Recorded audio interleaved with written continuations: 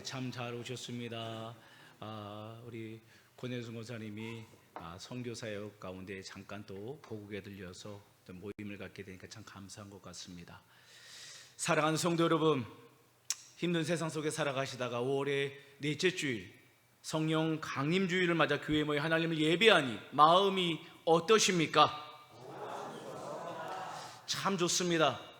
오늘도 믿음으로 고백하는 모든 주의 종들 가운데 하나님의 크신 은혜와 평강, 성령의 충만함이 함께하기를 주님의 이름으로 축복합니다. 성령이 임하시면 이전의 삶과 이제 후의 삶은 분명히 달라집니다. 성령이 임하시면 변화는 옵션처럼 다가오는 선물입니다. 그럼 가장 확실한 변화가 무엇일까요?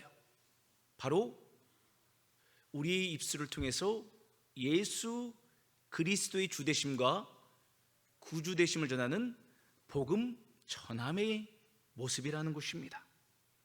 한 해로 세계에서 선교사를 가장 많이 배출한 대학은 윌리엄스 대학인데, 이 대학에 1805년 사무엘 밀즈를 중심으로 해서 5명의 학생들이 건천더미 안에서 기도하기 시작합니다. 여기에 성령의 불이 임합니다. 그리고 그들은 이 기도회를 마친 후 선교사로 헌신하게 됩니다. 이 일로 인해서 학생의 선교 자원운동이 시작되는데, 130년 전에 우리나라에 들어온 언더우드 선교사를 비롯한 많은 수많은 선교사가 바로 이 거룩한 학생 선교 운동의 불을 받았다는 것입니다. 이 일은 인간의 힘으로 될 수 없는 일입니다. 오직 성령이 임하셔야만 일어날 수 있는 놀라운 역사였습니다. 성령님이 우리를 찾아오시고 우리를 점령하시면 우리의 삶은 송두리째 변화받게 됩니다. 그리고 이제 예수님은 자신이 떠날 시간이 가까우자 제자들에게 성령님을 소개합니다. 예수님이 떠나가신다는 말씀이 얼마나 제자들이 두려웠을까요? 얼마나 불안했을까요? 잠은 잘 수 있었겠습니까? 그렇게 두려움에 떨고 있던 그들에게 예수님은 내가 아버지께로 가면 또 다른 보혜사 성령님이 여러분에게 찾아오실 것입니다 라고 말씀하셨습니다. 그러면서 성령님을 이야기하기 시작합니다. 특별히 보혜사 파라클레토스는 곁에서 돕도록 부름받은 존재입니다. 그러니까 하나님이 예수 그리스도를 우리 이 땅에 보내셔서 보혜사 사역을 감당하게 하셨습니다. 우리를 구원으로 이 땅에서 생명을 얻도록 우리를 도우시다가 이제 또 다른 파라클레토스인 성령님이 우리에게 보혜사로 오셨다는 거예요. 그래서 보혜사 된 성령님은 우리를 날마다 위로하고 도와주시고 이 세상 가운데 쓰러지지 않도록 우리를 변호해서 일으켜주시는 역할을 감당하시게 됩니다. 다른 말로 하면 예수님이 제자들을 지켜주신 것처럼 보혜사 성령님은 모든 믿는 백성의 보호자가 되어주신다는 것입니다. 오늘 성령 강림주일을 통해서 우리에게 찾아오신 보혜사 성령님이 구체적으로 그렇다면 우리에게 무엇을 도와주실까요? 그 성령 하나님이 하시는 사역에 관하여 함께 말씀을 통해서 생각해 보고자 합니다. 자, 26절 말씀을 우리 함께 보겠습니다. 시작.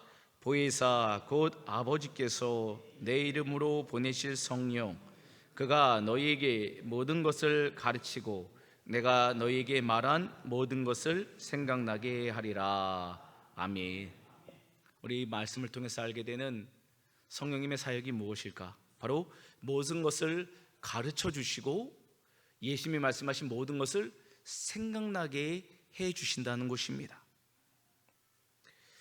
보혜사는 하나님 아버지가 예수님의 이름으로 보내신 성령을 뜻한다고 좀 전에 함께 나누었습니다.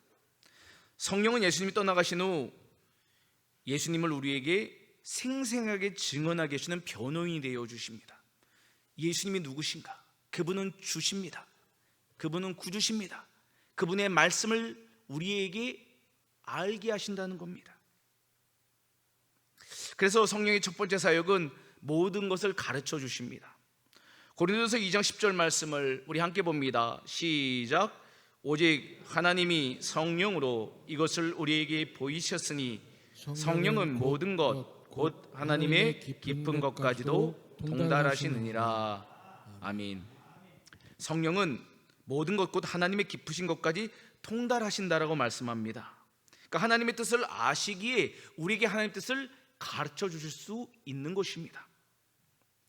예수님이 많은 사람들에게 하나님 나라의 복음을 가르쳐 주셨듯이 이제는 성령 하나님이 우리에게 임하셔서 동일하게 주님의 말씀을 읽고 들을 때마다 깨달아지게 하신다는 겁니다. 우리에게 그걸 가르쳐 주신다는 것입니다. 그렇다면 그 가르침이 무엇일까? 가르침이란 하나님의 기준에 맞도록 우리의 지식 체계를 교정시켜 주신다는 뜻입니다.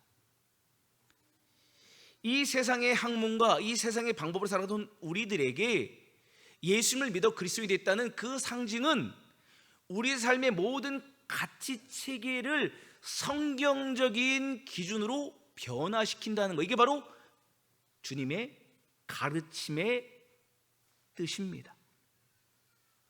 자, 골로새서 3장 10절 말씀을 우리 함께 보겠습니다. 시작. 새 사람을 입었으니 이는 자기를 창조하신 이의 형상을 따라 지식에까지 새롭게 하심을 입은 자니라. 아멘. 이제 새 사람을 입었다고 이야기합니다. 이게 무엇입니까? 하나님의 형상을 닮아갔는데 바로 지식에까지, 거룩한 말씀으로 새롭게 변화되는 삶의 옷을 이야기하는 거예요. 이게 바로 주님께서 말씀하신 가르침, 새 사람, 그리스도임을 이야기하고 있습니다.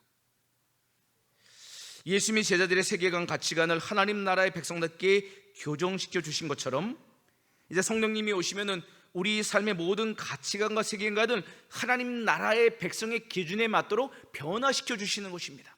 그러니까 예수님 믿는 사람이 예수님 믿기 전과 믿은 후가 똑같다는 것은 거짓말입니다. 성경에 그렇게 말씀하고 있지 않습니다. 우리가 예수님 믿으면 우리에게 성령이 오시고 성령님은 우리 가운데 말씀을 가르쳐 깨달으며 매 순간 이 길이 주님께서 원하시는 길인가를 알려주는 영적 내비게이션이 된다는 것입니다.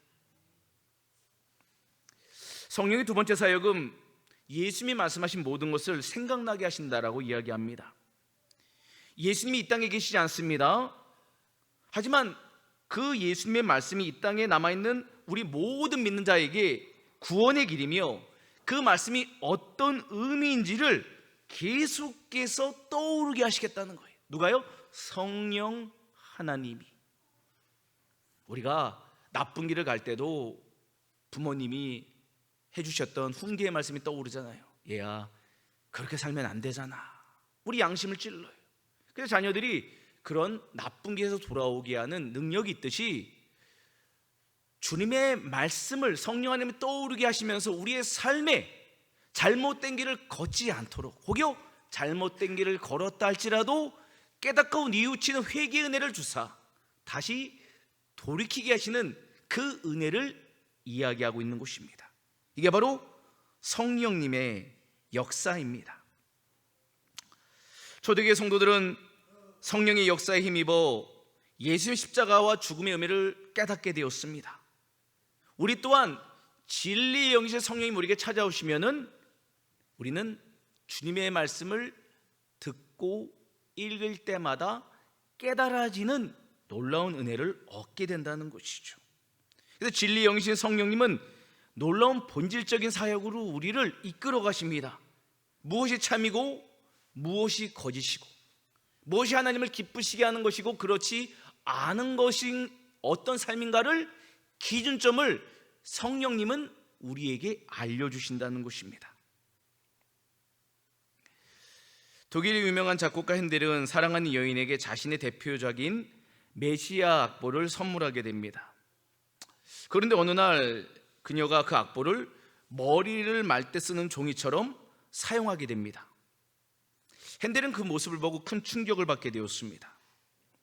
핸델의 명작 메시아의 가치를 알아보지 못한 여인은 바로 진리의 말씀을 아무리 들어도 깨닫지 못하는 현대 사회의 사람들을 지칭할 수 있을 것입니다. 아무리 예수님을 이야기하고 성령님을 이야기하고 교회에 관한 이야기해도 이것이 무엇인지를 깨닫지 못하는 영적 무지함과 같다는 것입니다. 그 가치를 깨달을 수 없는 이유가 어디 있습니까?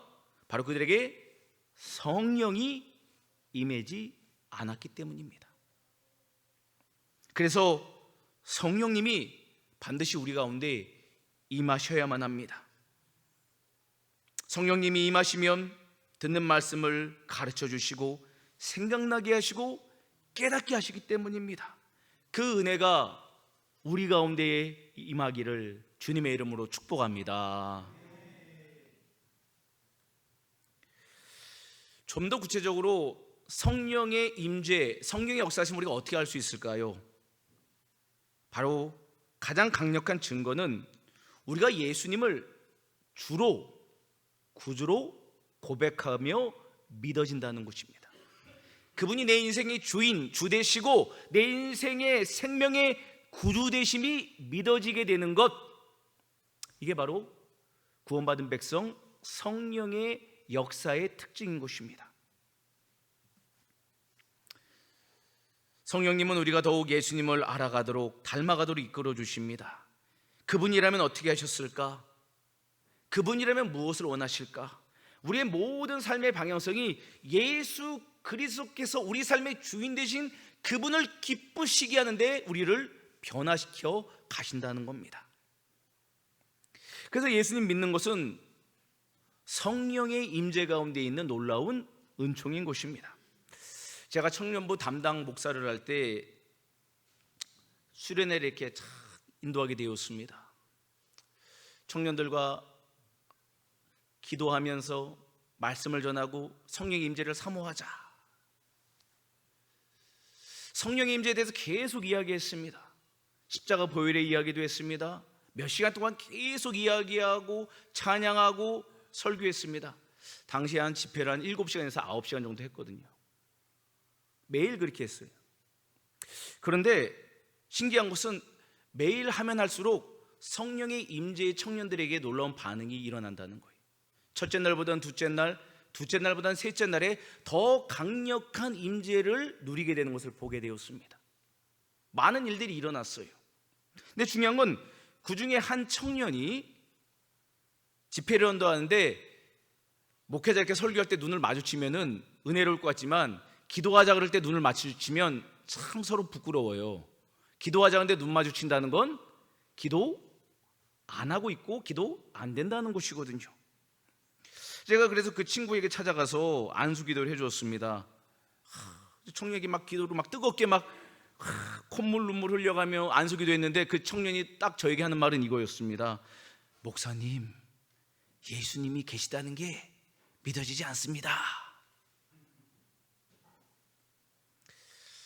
저는 그 고백이 너무 충격적이었지만 사실 제가 그 청년의 마음을 제가 제일 잘 알았어요. 왜냐하면 제가 청년 시절 때 그랬거든요. 모태신앙이었지만 하나님의 살아계심, 보이지 않는 그분이 정말 나의 죄를 죽으셨다는 그 사실이 믿어지는 거랑 인정하는 건 천지차이입니다.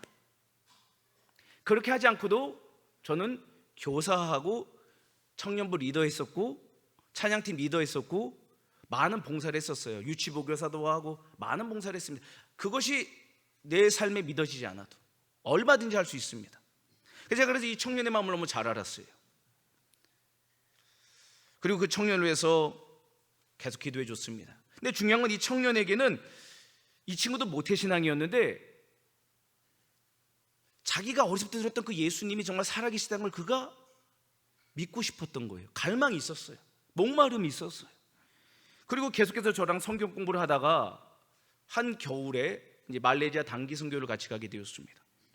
단기 선교를 갔는데 그 속에서 하나님의 임재를 경험하게 되었어요. 저에게 그러더라고요. 목사님, 예수님이 나의 죄를 죽으신 것이 믿어집니다. 내 인생이 정말 죄악으로 죽을 수밖에 없는 것이 믿어집니다. 그런 고백을 하더라고요. 그리고 단기 선교 갔다 와서 간증을 해서 온 교우들에게 큰 은혜를 끼쳤던 기억이 납니다. 그랬더니 그 청년이 그 고백에서 멈췄는가? 아닙니다. 꿈이 바뀌더라고요. 꿈이 바뀌더라고요. 공부해서 자기 혼자 잘 먹고 잘 살겠다고 인생을 계획했던 그가 모든 삶의 방향을 전환하는 것을 보게 되었습니다. 그게 무엇입니까? 바로 성령의 은혜 안에 있는 놀라운 선물인 것입니다. 목사가 고래고래 소리치며 설교하고 기도해 드리는 것도 중요하겠지만 더 중요한 것은 우리 성도님 한 분 한 분이 성령님을 갈망함으로 그분을 만나는 것은 더 중요한 것입니다. 사랑하는 여러분, 우리 안에 성령을 갈망하고 있습니까?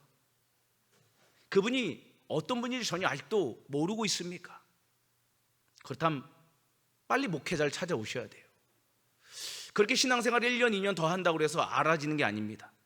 그분이 누구인가를 철저하게 말씀 가운데 배우고 내가 죽을 수밖에 없는 인생이라는 것을 십자가 복음 앞에서 고백하는 거듭남의 은혜가 필요한 것입니다.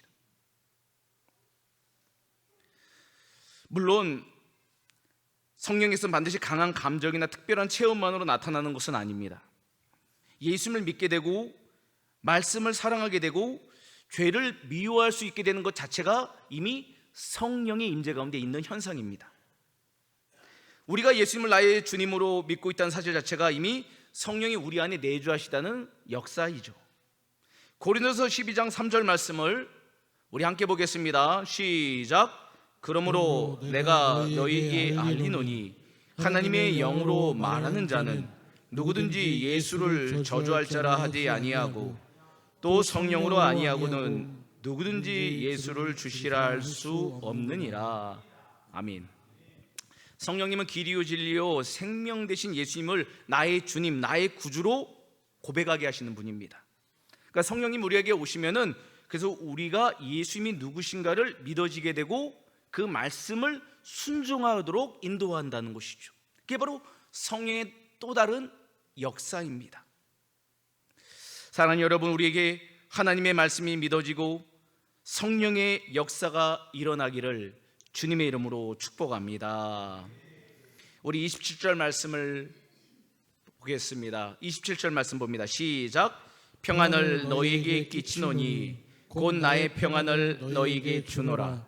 내가 너희에게 주는 것은 세상이 주는 것과 같이 아니하니라. 너희는 마음에 근심하지도 말고 두려워하지도 말라. 아멘.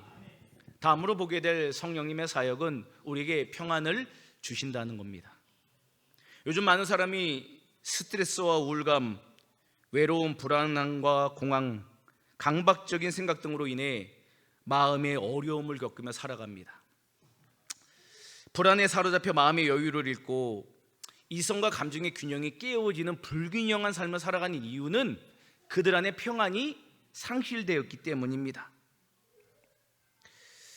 작은 일에도 예민해집니다. 분노 조절 장애처럼 자꾸 화를 쏟아냅니다. 작심 삼일을 하지만 작심 30분도 지켜내기 어려운 마음의 상태가 지금 우리 이 시대의 마음이 아닌가 생각합니다.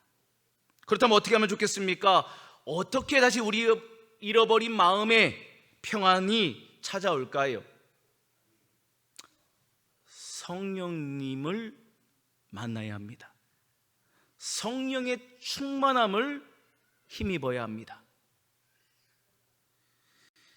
세상은 돈이나 안정된 직장, 행복한 가정, 좋은 집, 건강, 자녀가 평안을 주는 조건이라 이야기합니다.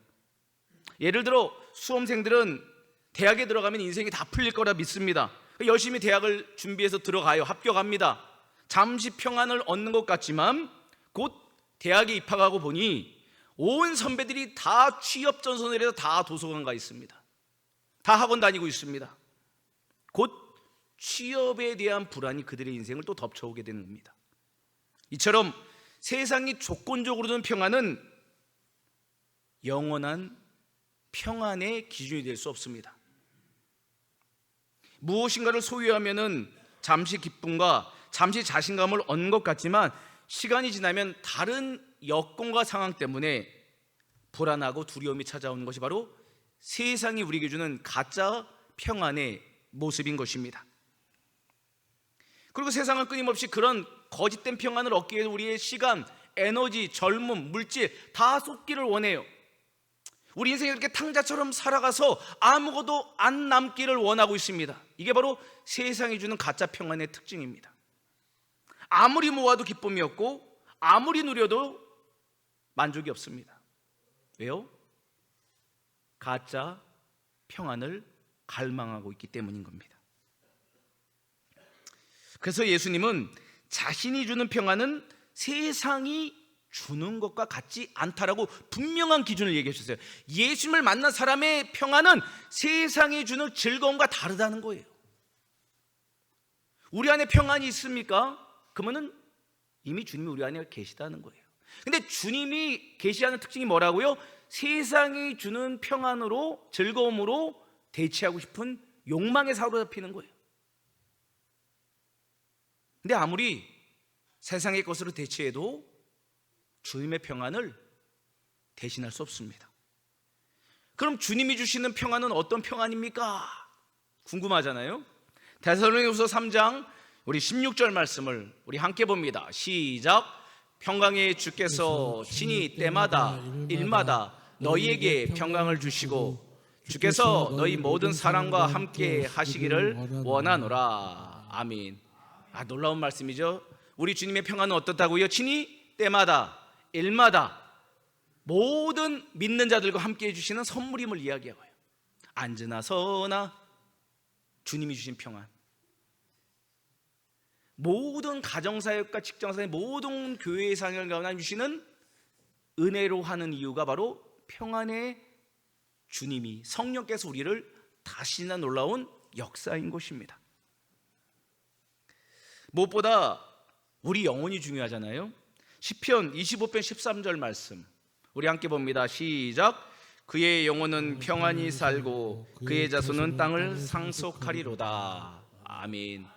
이게 잉글리시 스탠다드 버전으로 보면은 이 평안히 살고를 웰빙이라고 표현합니다. 웰빙.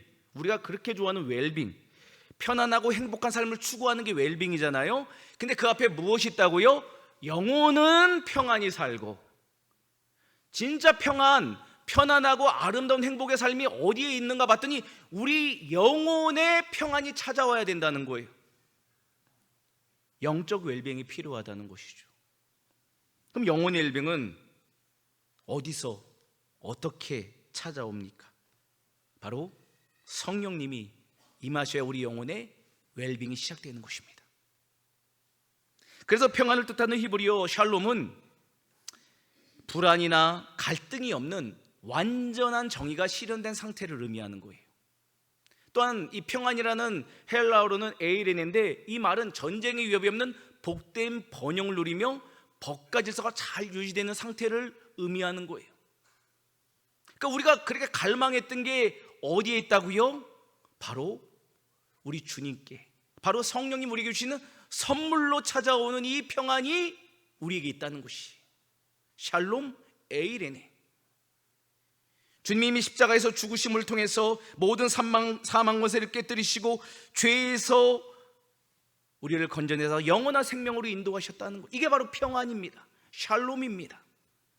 그리고 부활의 소망 가운데 이 땅을 살면서 구원의 은혜 가운데 승리케 되는 게 바로 우리에게 주신 또 다른 에이레네의 평안인 것입니다.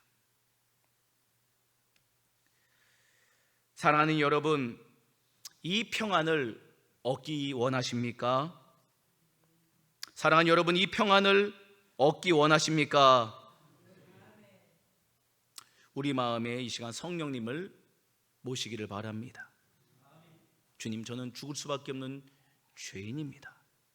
주님을 머리로 믿고 마음으로 영접하지 않았음을 고백합니다. 이제는 저의 죄를 위해 죽으신 주님이 믿어지게 하시고 그 주님을 위해 살아가는 거룩한 인생으로 은혜를 베풀어 달라고 기도하시기를 바랍니다. 그런 솔직한 고백 가운데 성령님이 때가 참에 임재하시고 우리에게 믿어지고 놀라운 회개의 영을 부어주시는 것입니다. 무엇보다도 우리가 성령님을 영접한 분이 있고 그분을 은혜 가운데 동행하는 분이 있다면은 지금은 어떻습니까? 목사님, 한때는 뜨거웠는데 지금은 조금 냉랭해진 것 같습니다.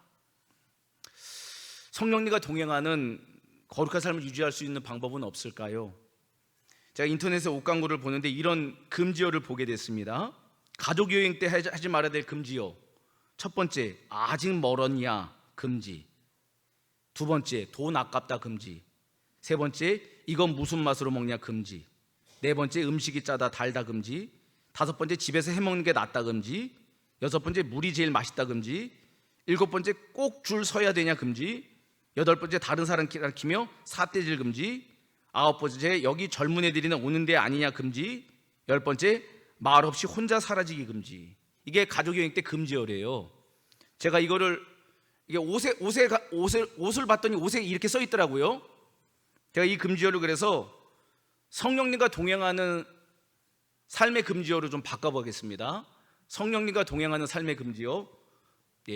첫 번째, 기도는 나중에 해야지 미루기 금지. 작은 양심에 찔림 외면하기 금지. 세 번째, 감사보다 불평 자동재생 금지. 네 번째, 말씀 듣고 존내로 끝내기 금지. 은혜 받았다 좋았다 이런 말씀 하지 마십시오. 삶이 변화되면은 안 봐도 알아요, 은혜 받았다는 거.